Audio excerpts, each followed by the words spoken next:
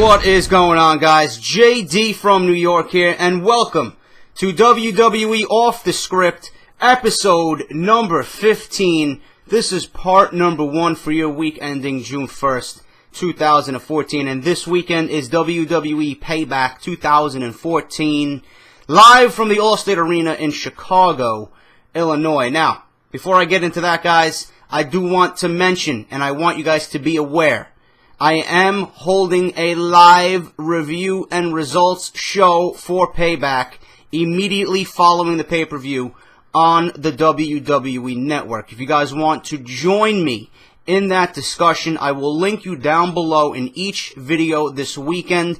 Please join me. I'm going to go over the pay-per-view live with you guys. I'm going to give you my opinions of what happens at the pay-per-view, and it's going to be a live discussion with question and answer. So if you guys have anything you want to know about wrestling from the mind of JD, this is the perfect opportunity to sit down, grab a beverage, and join me for WWE Payback live review and results. So join me, link is down below. I will be doing that immediately following the pay-per-view at 11 p.m. right here, this very spot, immediately following the pay-per-view, right? So you guys know, link is down below. Follow it. Be prepared. I'm going to link you guys on Twitter as well. Everything you need to know is down below in the description, so make sure you are there immediately following the pay-per-view.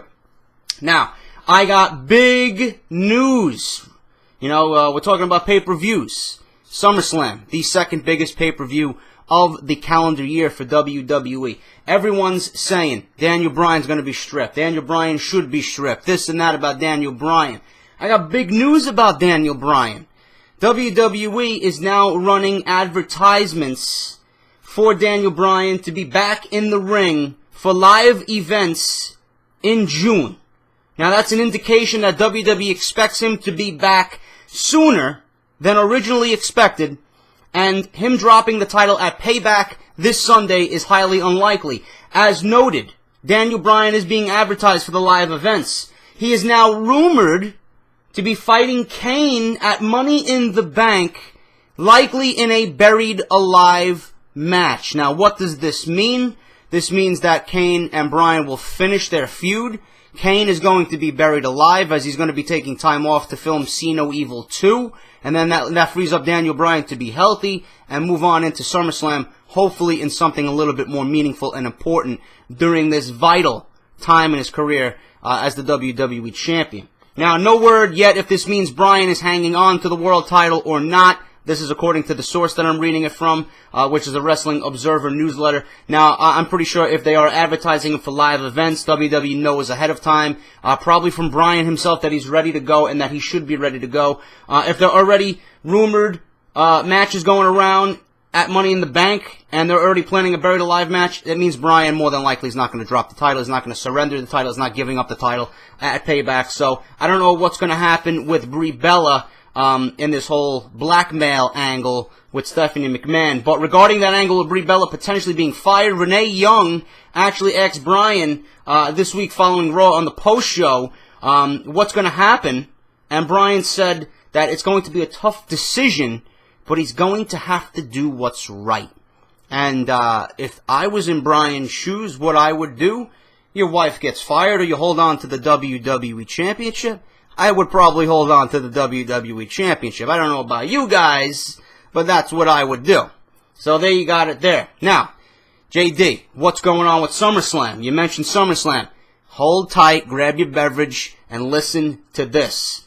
This could be one of the biggest SummerSlams of all time. Now, I remember back when I was younger, watching SummerSlam. Me and my brothers always anticipated SummerSlam. SummerSlam every year was the one event that we could look forward to on a hot summer night, fucking with the air conditioner blowing, nice and comfortable, we're relaxed, we're at home. SummerSlam's on TV. Always got something to look forward to in the summer with SummerSlam. This is one of those years. I have a feeling that I'm going to be reliving my childhood memories and feelings when SummerSlam comes around this year, because SummerSlam right now, with what I'm about to read you, sounds like an off-the-wall huge pay-per-view, better than WrestleMania. This may be bigger than WrestleMania. Now, Daniel Bryan, I already told you, coming back from Money in the Bank, he's going to be ready to go, WWE Championship, ready to be defended, okay? We now have some plans for SummerSlam that WWE is considering now that Daniel Bryan's surgery is done and he's recuperating and he should be back by Money in the Bank. Bray Wyatt versus Daniel Bryan for the WWE World Heavyweight Championship is one of the planned matches for SummerSlam 2014 at the Staples Center in LA.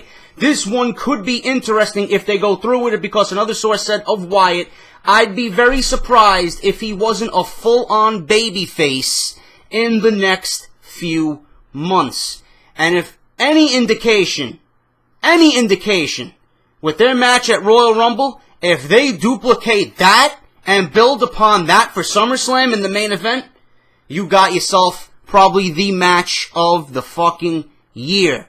Unbelievable. That was the only match worth anything on that Royal Rumble card. They stole the show. Can you imagine with the WWE Championship on the line? Can you imagine the history that these two guys have briefly since Bray Wyatt's been on the main roster? I can't wait. I hope that is true. That's the kind of opponent Daniel Bryan needs. He needs these kind of opponents to solidify his run as a WWE champion. Triple H versus Roman Reigns. This is likely happening if they can draw the program out that long, which I think they can, because Reigns is the guy Triple H wants for his next big singles match. Brock Lesnar versus Cesaro. This is a feud that WWE wants to do at some point because of the Paul Heyman dynamic. It's also important to note that these were preliminary ideas discussed. Take this with a grain of salt, but this is where the WWE's mind is at right now.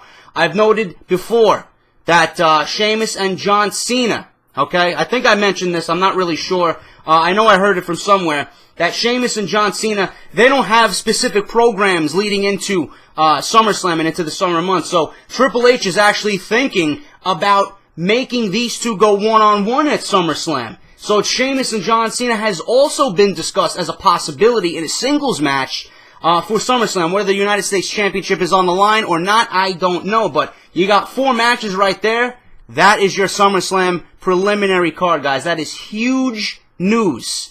So let me know what you guys think about that. I'm all for it. WWE seems to have ideas going forward, and that's what they need to do. Planned booking. You need to book for the future. You can't do on the fly.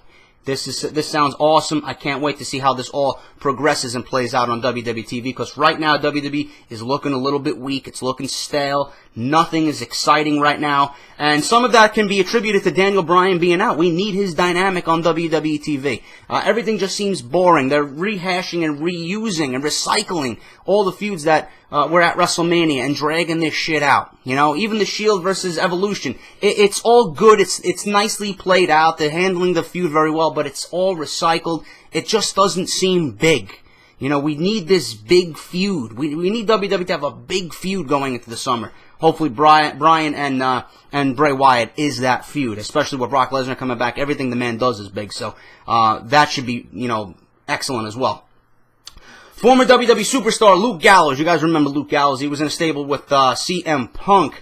And women's wrestler Amber O'Neal were married earlier this month in Florida. The wedding was attended by many stars, including CM Punk and AJ Lee. Other guys who were there are Zack Ryder, Kurt Hawkins, Mickie James, Matt Hardy, Bully Ray, Velvet Sky, Angelina Love, Samoa Joe, Colt Cabana, and among others. Regarding Punk, he hung out with some of the guys the next day in Florida and really didn't want to talk about his status with the WWE, which is understandable. He's gone.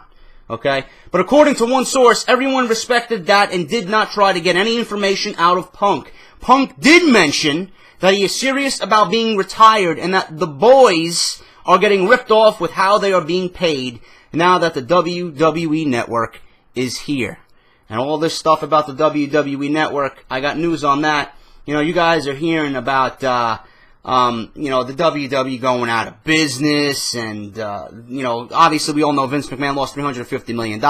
Listen, I don't care who you're watching on YouTube. I don't care where you're getting your information from. WWE is not going out of business. We all know that they're going to be taking a huge loss in 2014 and probably into early 2015. But as soon as the WWE Network picks up steam, everything should be okay. But I'll talk about that in part 2. So don't believe anything you hear right now. WWE's not going out of business. I know there's stories going around that the talents aren't being paid bonuses because of the pay-per-view. They still haven't been filled in on what's going on with that. I don't have any information on that, so I can't really give you guys an honest and genuine opinion on that. But as far as CM Punk goes, listen, he's telling everybody he's done, he's done. I would like to see him come back. I have ideas for his return, but nothing right now is in the cards for CM Punk to return. But he's living his life. He's getting married. He's attending weddings. He's at hockey games. He's banging AJ Lee. He's got the life. So, and on top of that, he made a lot of money with WWE. So let him be. I want Punk back just as much as you guys, but it is what it is. That's what was in the news this week. Top indie wrestlers Willie Mack, who I'm not familiar with. Don't kill me if you guys know who he is and I don't. And then Kevin Steen, obviously, from Ring of Honor, have been offered WWE deals and were close to signing. While there's still no confirmation that they have signed, we know that more details on what WWE may have in store for them if they end up signing has come to light. A source close to WWE Developmental notes that both Steen and Mack are being considered for the return of Tough Enough on the WWE Network this fall, which I reported last week. Tough Enough is scheduled to begin filming in early July at the Performance Center in Orlando, and we should know more then soon. On a related note, it said that Prince Devitt, who I'm, again, not familiar with because he was wrestling overseas, who is rumored to be WWE bound, is not being considered for Tough Enough at this time. Apparently, one of Devitt's terms was that WWE had to agree that he won't be stuck in developmental for a certain amount of time before being moved to the main roster. However, there is still no confirmation that Devitt has actually signed a deal with WWE. According to the Wrestling Observer newsletter, just before WrestleMania 30 until now, Vince McMahon has lost around $842 million of on-paper worth, with $360 million of that being earlier this month from the stocks. Vince is still worth around $700 million. One person that was associated with Vince, or still associated with Vince for a while, noted that the mainstream media of business publication coverage of how much money he lost and about how he's no longer a billionaire will drive him crazy. It said that the actual loss of stock money isn't going to bother him. This is hilarious. I know each and every one of you guys listening to me, including myself, if I lost $350 million in one fucking day, that shit would eat me alive. I would not be able to eat. I would not be able to sleep. That's a fucking lot of money.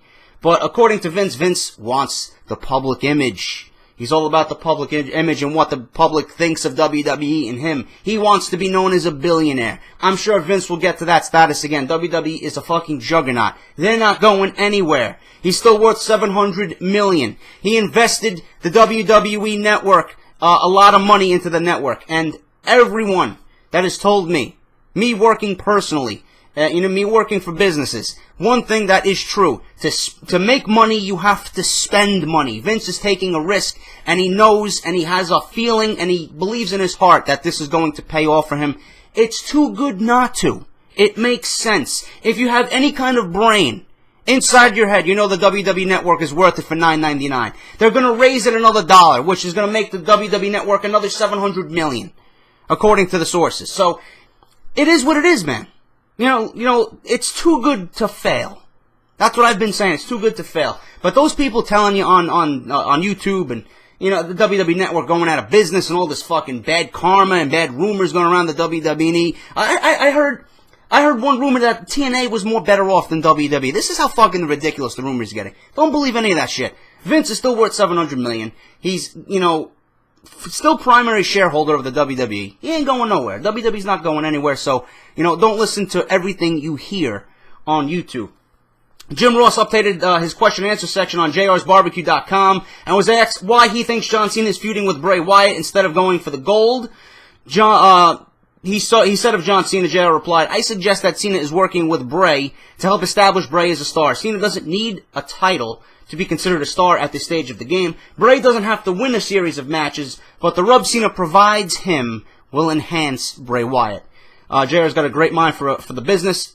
Listen to his podcast. You hear more of that kind of stuff on his podcast for about a half an hour before he even gets into the interviews. Great listen. I love listening to him. I love listening to people who have a great mind for the business, and I highly recommend it. And finally, guys, to end part one, there's been a lot of chatter online about WWE going private after the recent stock troubles. This has been brought up within WWE the past week, and there are negative reactions to this idea. The feeling is that being a public company makes them more respectable, makes them more legitimate, and gives pro wrestling a better mainstream look. I would have to agree with that, but everybody says when the WWE was private, they had more opportunity to, put on better TV. The Attitude Era was private. All this other shit. They have to cut back on what they usually do in the ring, being that they're a publicly traded company now. No blood, no chair shots. The hardcore technique of it is, gone away. Listen, all those things are great when you see them in doses. If you see it all the time, if you see blood all the time, then it's kind of just plays out the entire fucking scenario. When now when you see blood in matches, it's like, holy shit, this guy's fucking bleeding. This is great.